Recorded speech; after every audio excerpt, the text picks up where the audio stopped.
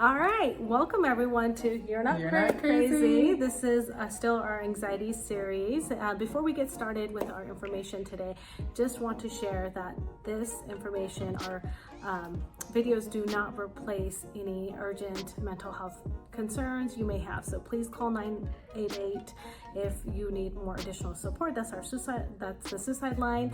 But also, if you're unable to keep yourself safe or others safe, always can call 911 or go to the nearest hospital. So with that, let's get started. Yeah, you want to introduce yourself? Yes. My name is Jessica Ryan. I'm a licensed psychologist. I'm Carrie Smith. I'm a licensed clinical social worker.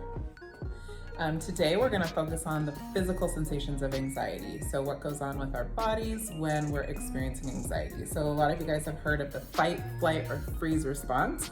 We're going to talk a little bit more about that. I'll get us started and then we'll kind of take turns here explaining some of this stuff to you guys. So this fight, flight, or freeze response is a natural human instinct. It's automatic and it's a reaction to any event that is stressful or scary or frightening.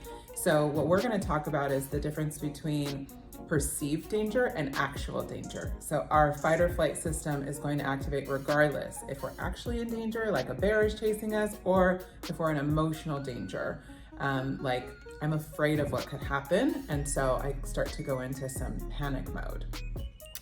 So like Carrie said, we definitely want to focus on how this response is very normal. All of us experience it, and then it comes from generations and generations, right? When our ancestors were in the wild and living amongst bears and tigers, and it was that, okay, no, there is an animal that's coming at me. And now our body has integrated a little bit, but sometimes the response, our body still perceives that physical threat, though it's triggered by an emotional threat. So normalizing that piece, and then also exploring a little bit of what that might feel like and look like.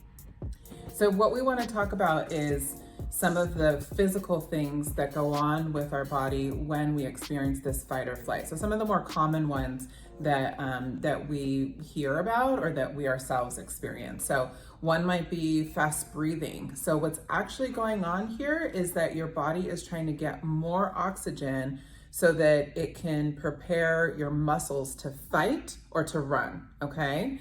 Another one is muscle tension. A lot of us have this muscle tension that occurs, and it's another reaction that our body is preparing to fight or run. So a lot of these things that we're going to talk about are things that are natural, it's normal, it's human instinct, and it's because we're preparing to keep ourselves safe. What's another one? Yeah, so the next one that's on our list is chest tightening, right? And then we just feel like, okay, I have a hard time breathing. And then the reason behind that is our body is saying, okay, all the oxygen needs to go to our muscles, right? So then our chest gets tightened, and really the body's preparing for, okay, we want to make sure that you're armed with oxygen where you're needed. And then the other side is also feeling faint or dizzy, right? So that also is the blood flow along with the oxygen. The blood is also kind of getting geared up to be where they feel like the muscles need that extra level of intense pressure. So that's where our eyes might be dilated, but that increased faintness might come from like our body's responding to, okay, we're in a rush to get the blood where they need to be. Another one is really, really common, and we see this in kids a lot too, not just in adults, but an upset stomach. So basically what's going on there, your blood is moving to your fighting muscles and moving away from your digestive system. So your body's not trying to digest that burger that you had for lunch, and so you might feel a little bit of discomfort in your stomach, or a lot sometimes, or even nauseous, or sometimes people have physical symptoms, right? Like you actually, it's not just feeling nauseous, right? So these are some of the more common physical symptoms that we hear about from people and that we experience also, right? So shortness of breath, dizziness, lightheadedness, trembling or shaking, right? Keep in mind that when this happens, this is a normal thing for your body to go through, trying to prepare you to be safe. So there's a couple more that we want to go over, and then we'll wrap ourselves up for the day. Yeah, and then the other one is really the other side of our mood changes, right? We start feeling irritable, and that really is our body telling us, okay, be on high alert, right? Get that antenna out and focus on what is danger. How can you pinpoint that? And then the other side is also having a hard time falling asleep. Of course, if we feel unsafe, our brain's not going to just shut down and say, okay, I'm just going to go into REM sleep and have a good night's sleep. And then the last one is really, ADHD. We get a lot of members that are like, oh, I think I have ADHD, but really it is decreased concentration that comes in and can come with anxiety, can come with depression, which is our next series, is where our mind is so focused on the perceived danger or the danger that's happening, whether it's emotionally, physically, where we can't really focus on the day-to-day things that we might have been otherwise.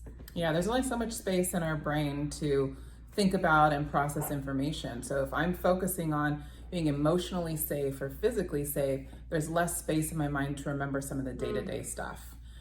So some of the ways that we can respond when our body goes into fight, flight, or freeze mode are by doing some mindfulness exercises. We're gonna post some links for you guys, but a couple that we wanna encourage you to check out is called paired muscle relaxation or progressive muscle relaxation. Another one is diaphragmatic breathing. And then one other one that's guided imagery is finding a safe place. So we'll post some links for you here so that you can check those out, but go to YouTube, download an app. There's the Calm app, there's Headspace, there's Insight Timer. Find what works for you, but really want to encourage you to try out some mindfulness, some breathing exercises, some relaxation, because we want to activate then the part of our nervous system that helps us feel calm. Yes. Thank you. And so that does wrap up our anxiety series. So please do leave your comments, feedback, and thank you for joining us.